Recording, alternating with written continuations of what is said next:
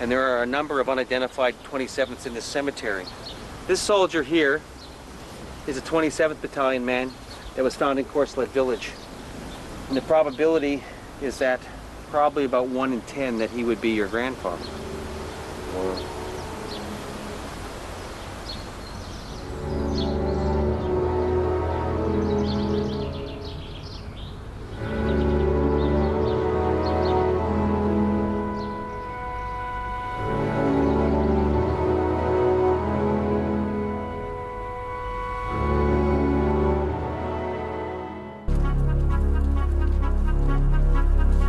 As they tour the captured German trenches, Canadian officers begin to question whether a few muddy holes are worth the lives of thousands of young men. And for the first time, a few of them dare criticize British tactics. But the British commander, Sir Douglas Haig, turns a deaf ear. He has already set his sights on a new objective: the longest German trench system on the Western Front, a menace to the British hold on the Somme ridges. Overriding all objections, the High Command orders the Canadians to prepare to take Regina Trench before the winter rains can stop the fighting.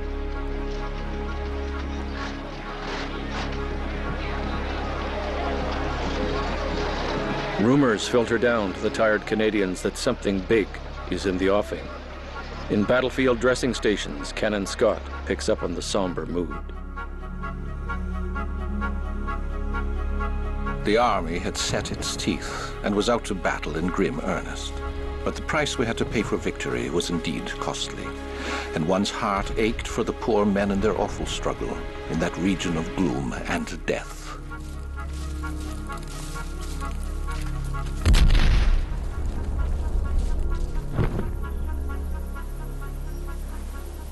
This is the valley that Regina Trench ran through. It was the longest trench on the Western Front, and it was positioned in this little gully, and it zigzagged across the front to about 1.5 miles in that direction. The advantage of being in a gully like this meant that Canadian artillery couldn't locate the position very well, and they couldn't hit the trench, so they couldn't destroy the German positions inside of it. Secondly, it was defended by heavy belts of barbed wire all across these fields here, up the rise past the cemetery. The other thing that really started to happen at this time is that the High Command, the British High Command, started to put pressure on the Canadians to keep up the attacks. And these attacks that the Canadians were making here were not properly prepared. They didn't have enough artillery, and often the wire wasn't cut, and they had very little chance of success. And it's really because of these battles that the generalship of the Canadian Corps started to lose trust in the British High Command.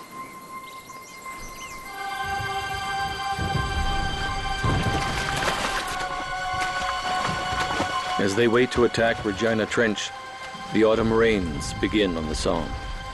The trenches and dugouts are soon knee-deep in water.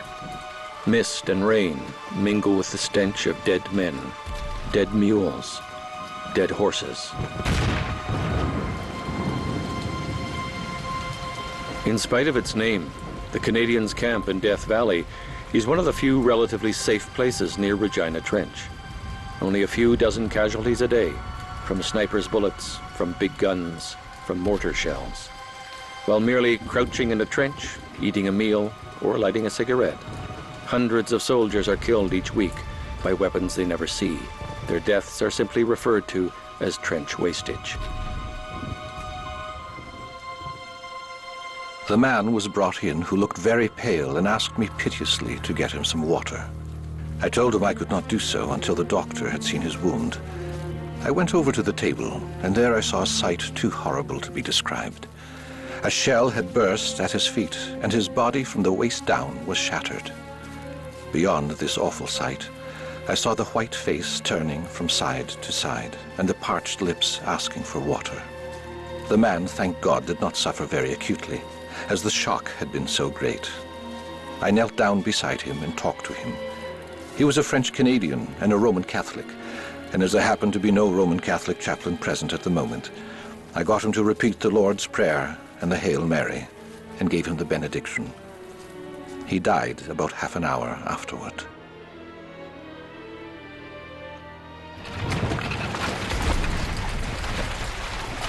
After 2 disastrous failed attacks on Regina Trench, Canadian soldiers are forced to go to ground again. The season advances.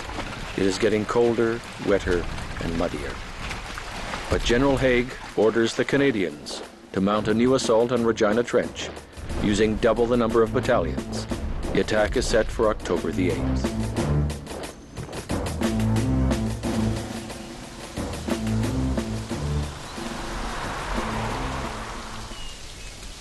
Well, on October the 8th, the Canadians along Death Valley and all across this field were supposed to capture Regina Trench. So at the jump-off time, all across these fields, the Canadians, about probably around 3,000, 4,000 men came out of their trenches. So the men advanced up these hills right to get to the top here. And then they're starting to get into the barbed wire. They still haven't seen Regina Trench. It's still over this little rise here. But now they're running into real trouble because the artillery didn't do what it was supposed to do, which was to cut the barbed wire.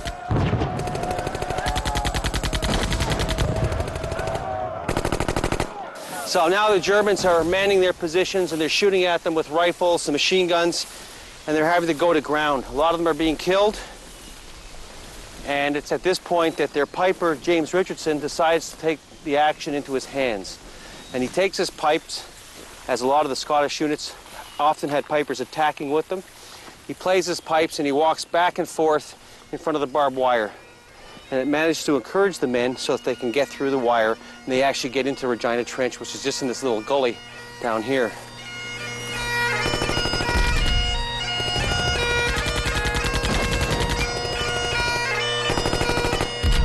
Richardson, for some reason, was not killed. How they missed him, I'll never know. And he went with the men into the trench. The unfortunate part was that the attack all along that side had failed completely. They didn't even get into the trench. Over here, the Toronto regiments, there's 2 of them fighting here, were successfully in Regina Trench. But Richardson's men got in, and then later that night, as the Germans started to counterattack, they had to evacuate. The men at about 2 or 3 o'clock in the morning started to pull out across these fields, evacuating all their gains for the day. Piper Richardson forgot his bagpipes, or so the story goes. He returns to the trench and was never seen again.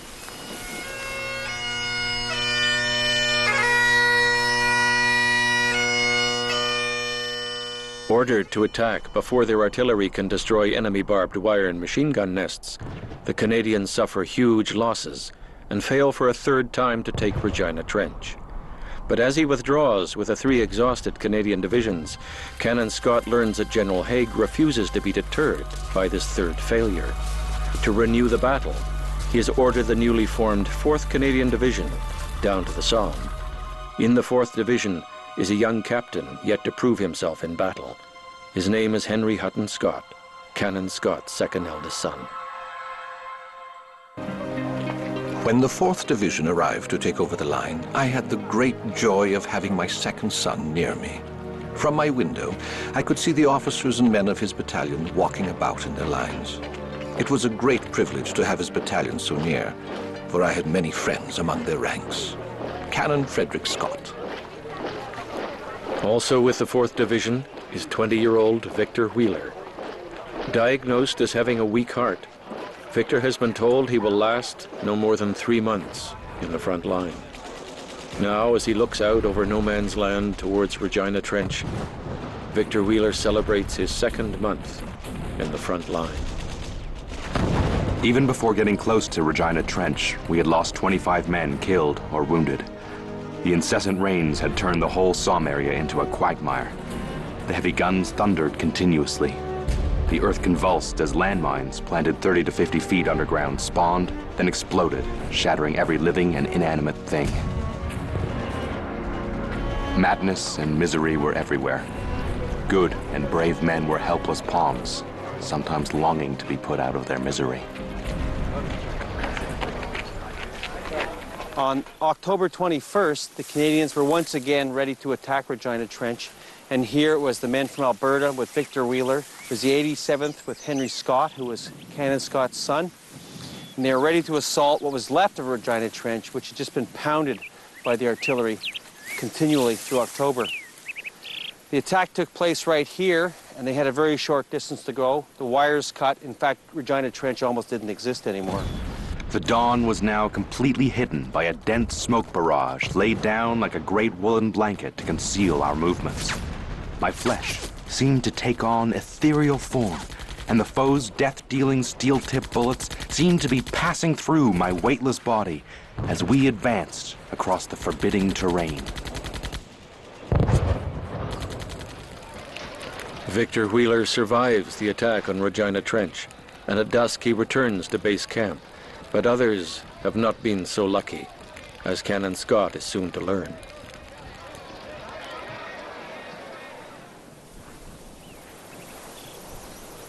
I heard a knock on the door, and there stood an old man with a letter in his hand. He handed me the letter, and then, taking my hand, he said to me in French, "My brother, have courage. It is very sad." At once the truth flashed upon me, and I said, "My son is dead." The old man shook my hand and said again, "Have courage, my brother." This whole section along here was taken on that morning. Unfortunately, one of those killed was Henry Scott, Canon Scott's son, and one of the most moving memoirs discusses Canon Scott coming here to try to find his son's grave right in this field.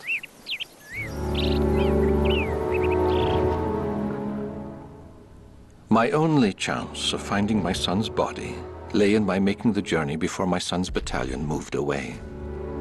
Huge shell holes, half filled with water, pitted the fields in every direction, and I had great difficulty to keep from sliding into them. I started at 6 a.m. for Death Valley, and then went to Regina Trench.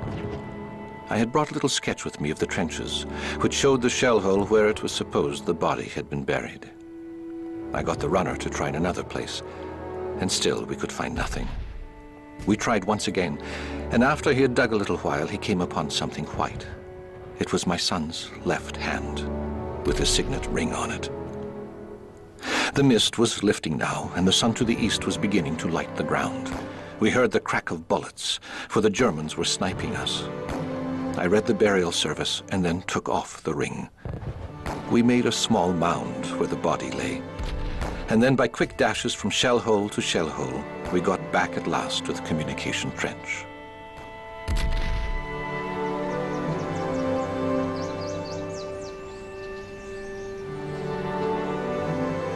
In the 5-month Battle of the Somme, it is estimated the Germans suffered as many as 500,000 casualties. Sir Douglas Haig declares himself very pleased with such a result.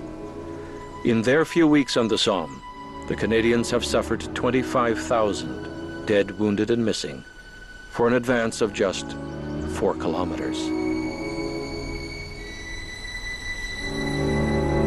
After the war, they brought in a lot of isolated graves from the battlefields of Regina Trench and Desire Trench, and amongst the graves they found were the remains of Piper Richardson. Richardson had last been seen going back into Regina Trench to retrieve his pipes, and he'd never been heard of since. His bravery had already won him the Victoria Cross, and finally he was confirmed as killed in action. He was only 20 years old when he was killed.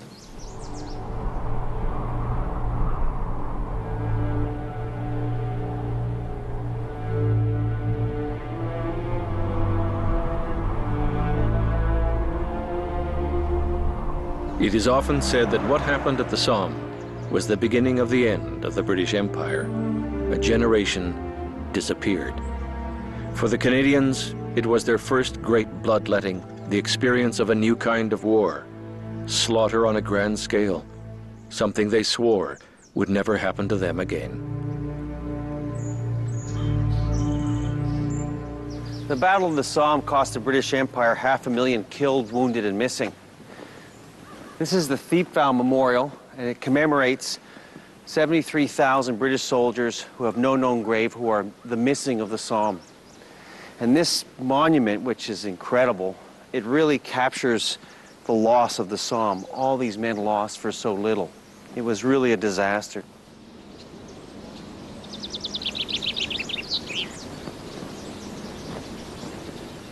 Well, there's going to be a lot more battles in the First World War like the Somme.